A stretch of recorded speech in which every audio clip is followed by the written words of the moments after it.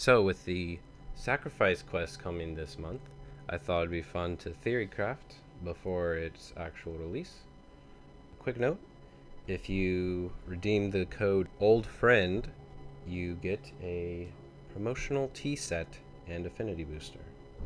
Anyways, the sacrifice is going to be the third major cinematic quest, which is supposed to answer questions created by the first two and all the other side quests. Questions about Kuva, the Unum, the Old War, and ours, and Ordas's lost memories, the Stalker, Umbra, the Sentient, Lotus, the Man in the Wall, and Ballas, who is the voice in the Prime trailers, and most recently, what can be considered the Umbra trailer. Since the sacrifice seems to mainly focus on him, we'll start there. In the teaser, he says the line, "For their life, yours." He could be addressing Margulis. We know they were partners and lovers, and that Ballas executed her against her wishes. But he could also be addressing Excal Umbra, or whatever is operating it, or its future operator. Regardless, Ballas seems to regret his decisions, at least on the surface. Forgive me. Ballas's motives are unclear, but this could have all been for the sake of the Sentient, which are the amalgamation of the tech that made the Orcan living towers, the Technocyte virus, and the Warframe project to create the would-be ultimate adaptogenic life form, if not for the Void weakness. In the teaser, Ballas could be referring to the fall of the Orcan Empire. Probably not, though. But the Sentient could have used the tower in Cetus to cure the flaw, meaning Ballas could have orchestrated all of the events in Warframe's history. The Sentient coming back from Tau, then Nata becoming the Lotus for the Faint, so the Tenno could destroy the Empire, maybe even the Lotus betraying the Sentient for the Tenno after the fall. Here's a thought. What if that the Lotus isn't just the image of Margulis, and that is actually Margulis's body, and Nata is the helmet? The execution process was kind of unclear. It could have been non-continuity, where what I'll refer to as the ghost of Margulis was just removed, but the brain was left intact. So another thought for Umbra is that the Umbra are non-Tenno operated warframes. The Orcan didn't like the Tenno because they were too strong, and we more than validated their fears.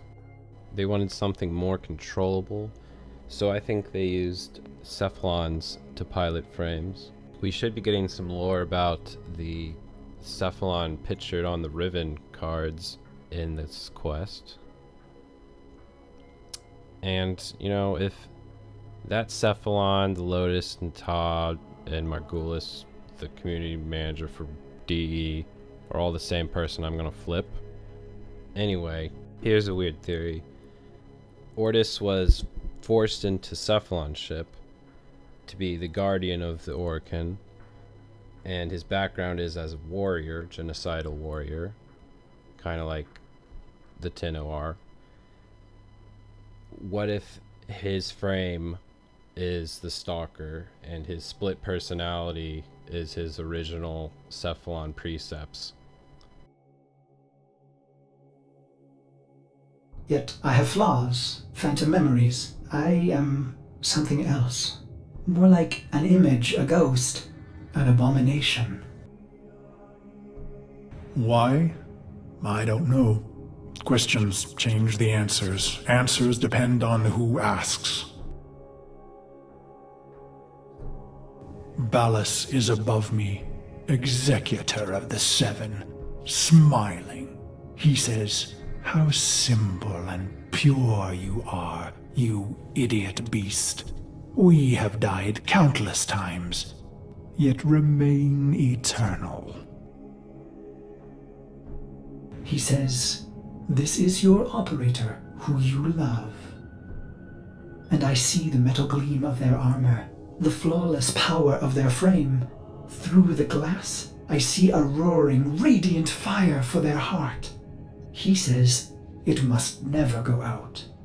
It was the first time I ever felt love.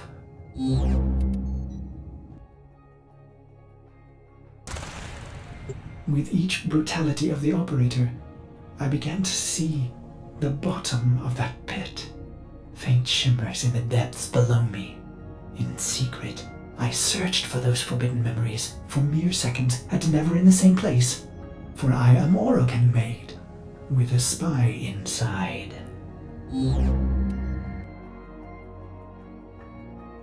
I imagine myself hurting you.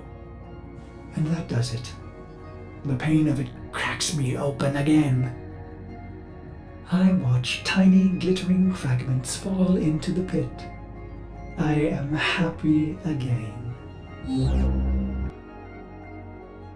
By your hand, expose their heart. Operator, will you visualize By my edge, leave it beating from its nest.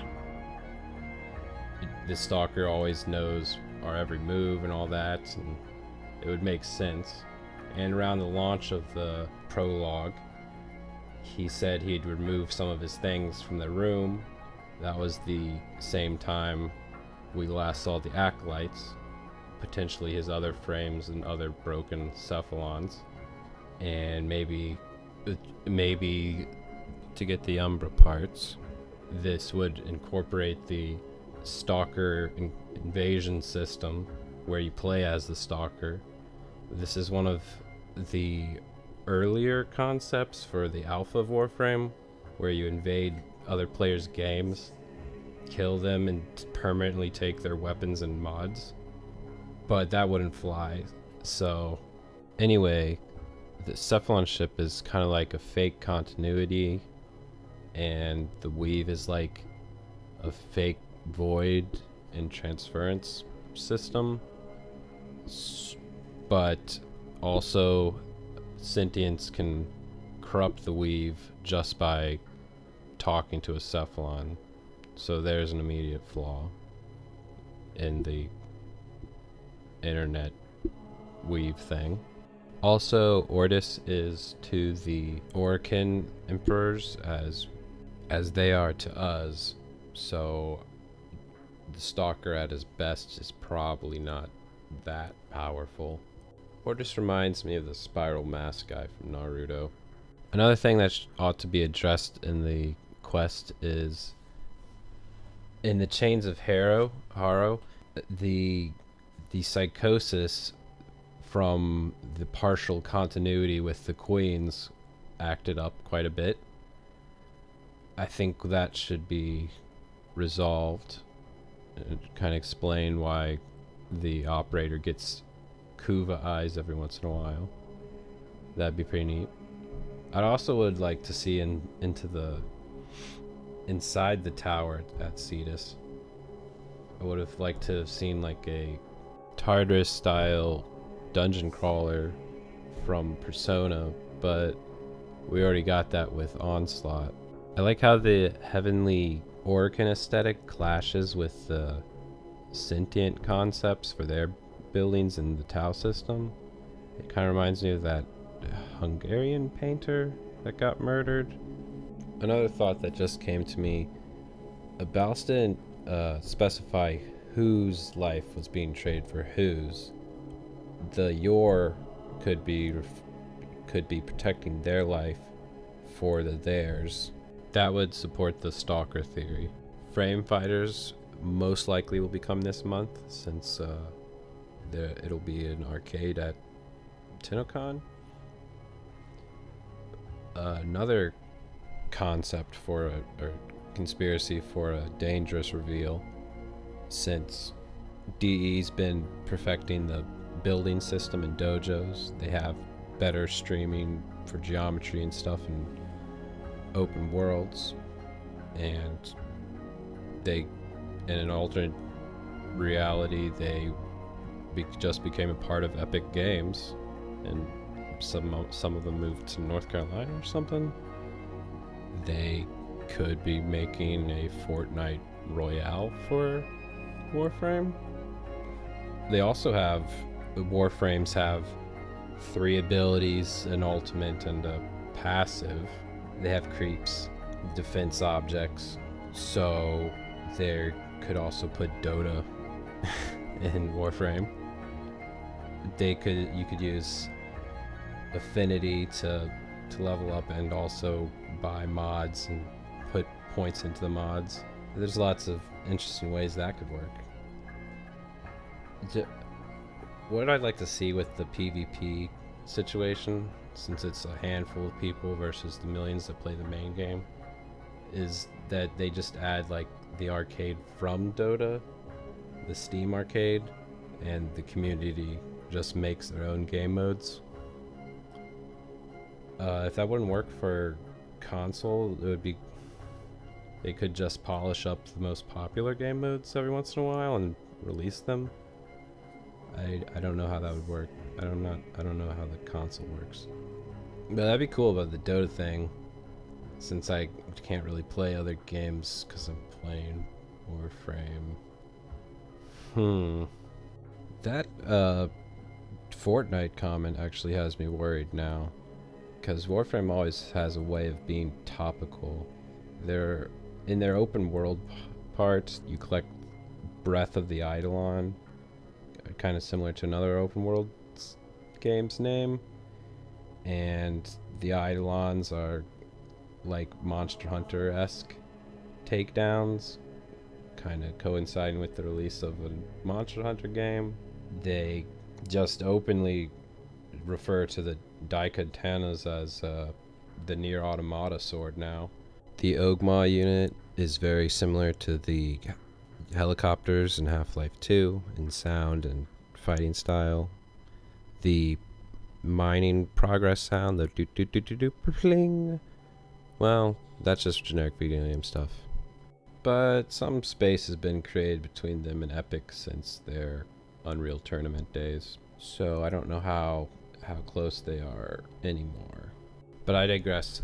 Another angle the quest can be looked at from is that the Lotus damaged the operators and Ordis's memory so we could bait Ballas to her at the right moment convincingly, because Ordis is the Stalker and an Umbra or whatever.